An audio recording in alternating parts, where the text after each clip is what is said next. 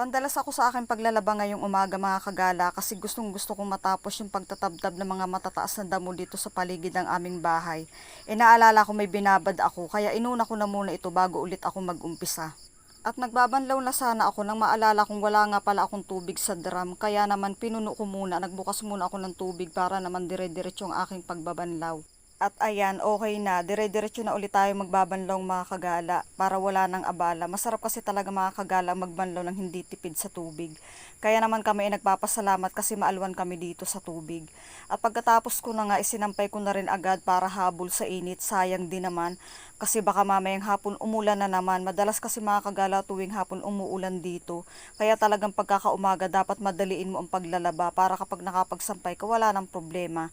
At ayan na nga mga kagala yung sinasabi ko sa inyo na gusto kong tapusin na gamasan. Sira kasi yung grass cutter kaya wala tayong choice kundi iraos itong ating pagtatabtab dito. At ito na nga kahapon yung nagawa ko mga kagala. Maganda rin naman siya at hindi na mukhang matataas ang damo. Okay din naman mga kagala yung paminsan-minsan ay natututo tayong magmano-mano ng mga gawa. Sabi nga galaw-galaw din ang mga katawan, hindi laging aasa sa mga gamit. Kaya tara, push na natin. At ito na nga nag-uumpisa na ako. Maaga pa naman kaya talagang gusto ko maaga din mag-umpisa para hindi tayo abuti ng init.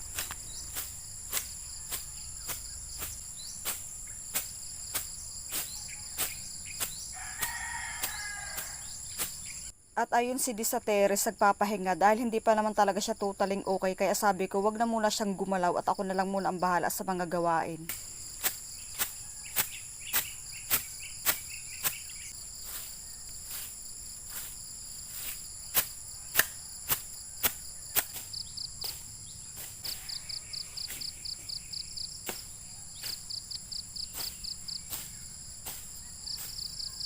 At nang medyo tumatanghali na, sabi ni Di, aalis lang daw siya at siya na lang daw ang bahalang mamalingki. Kaya naman hinayaan ko na lang siya.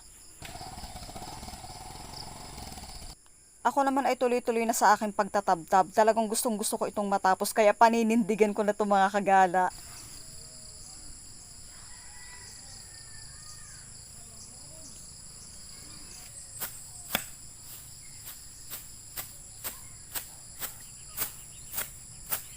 Makalipas ang mga 1 oras at kalahati ako ay namahinga muna at nakakahapo din pala.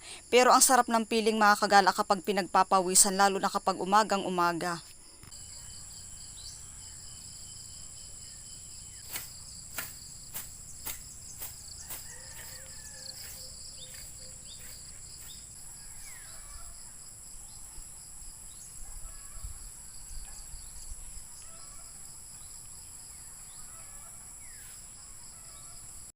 Saktong 2 oras mga kagala ako ay nakaisip na rin magpahinga kasi umiinit na din talaga. At ako din naman ay natutuwa sa aking ginawa dahil malinis na siya kumpara kanina na talaga matataas pa yung mga damo niya. Maya-maya pa ipaparating na si D. Natatawa nga ako sa kanya kasi malayo pa lang ako ay hinahanap na niya, nangahaba ang liig niya. Hindi niya alam nasa kabilang gilid lang ako habang pinagmamasdan siya. At nang makita niya ako nakakatawa talaga yung reaksyon niya.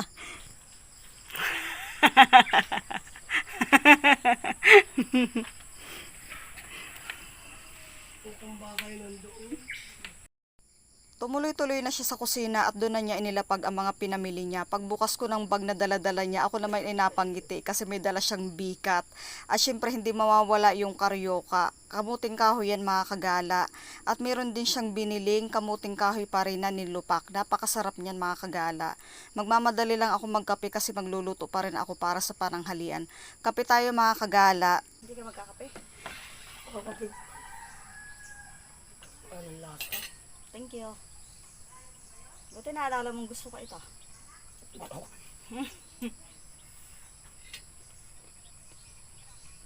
Masarap siguro ito kung may ano. Buka ano. Buko sa harap, magarap yan. Mura. Isang araw gawa tayo ng ano. Kasabaki. Tapos ganito.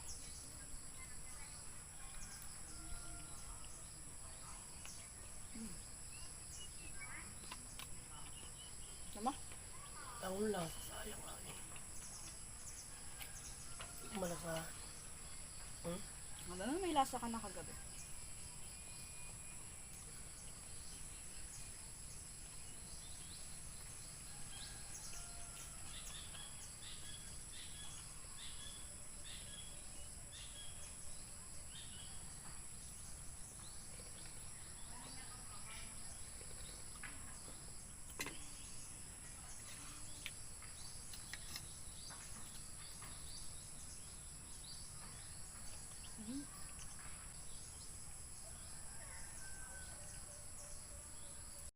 At habang gayak nga ako magluluto at nagpapahipahinga muna ako sa duyan, kako bakit parang may familiar sa aking motor na parating.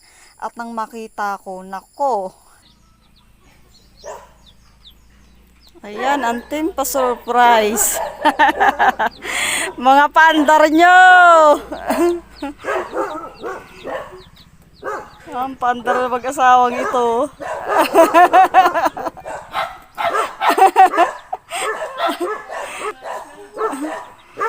Si John, si Marlon. Akala nyo ha, alam ko lang andar ng motor nyo. Alam ko lang andar ng motor nyo. Akala nyo ha.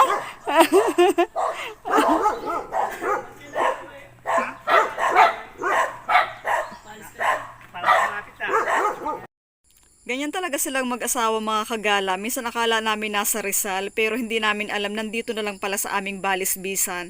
Tapos bigla na lang sisipot dito sa bahay. Pero hindi naman halatang ako'y tuwan-tuwa din naman kasi kapag nagkikita-kita nga kami, ganito kwentuhan ng kwentuhan, ganun ganyan, marami na pagkwentuhan kaya nakaka-enjoy din naman.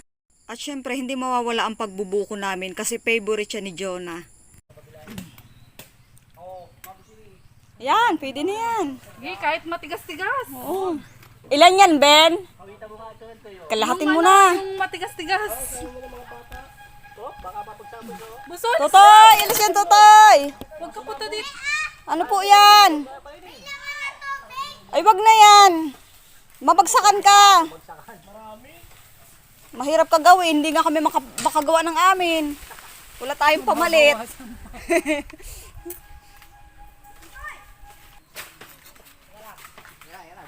Alis ka na dyan.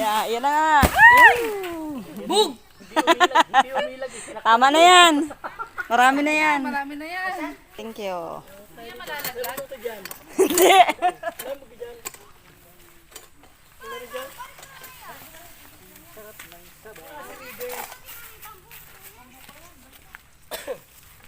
Mamulot na. Kung malapit lang ang halahala, ito na ka. Laging gusto nito yung makabili doon sa sa highway. Sa halahala o mahal to 40. Wala, 40 na ngayon. Isa. Sabi ko lang, bibili ka na yan, nabilag na sa init. Oo. Matigas na rin bagabo ko na. Ay, nubya. Yun. Hindi ka naman marunong. Naalala ko na naman yung... Sayang ang tato. Naalala ko na naman ikaw eh. Hindi ka dyan, at bakit kayo mga buti sa likod lalo. Maya-maya naman. Maghihiwa pa kami ng buko eh. Hindi na tayo.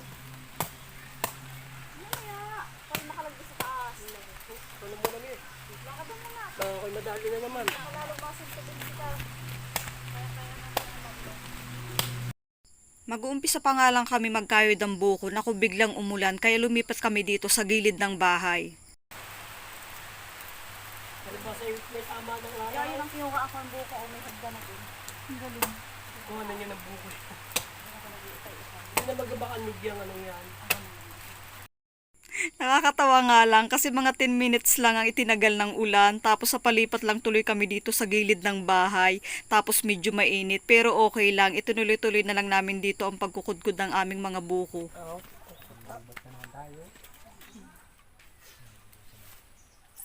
Okay na yung sabaw. Baka makarami. Di, patayin mo na yung cellphone. Ayan, tapos na kami. Alam nyo na ang kasunod, kainan na. Tuwang-tuwa talaga mga kagala si Jonah kasi talagang paboritong-paborito niya ang buko. Kasi sa kanila sa Rizal, minsan lang sila makapagbuko. Kung meron man, hindi na daw ganun ka-fresh. Kaya naman kapag pupunta sila dito, ay talagang bumabawi sila. Tapos sa mga bata, binigyan ko na rin sila ng pagkain dun sa kabila kasi ayaw namang nilang lumapit dito at nahihiya daw sila. Kaya naman inabutan ko na lang para dun din sila kumain ng sama-sama. Ganyan kasi sila mga kagala kapag may tao dito, hindi sila bihasa yung parang pa-display, nangungulit, ganun talaga sila kaya nakakatuwa din naman. Kaya ang ginagawa ko, gumagawa na lang ako ng paraan para kumain din sila. Sa bola ka nilalagay. Sabi mo kasi sabaw eh. Matuno rin baga.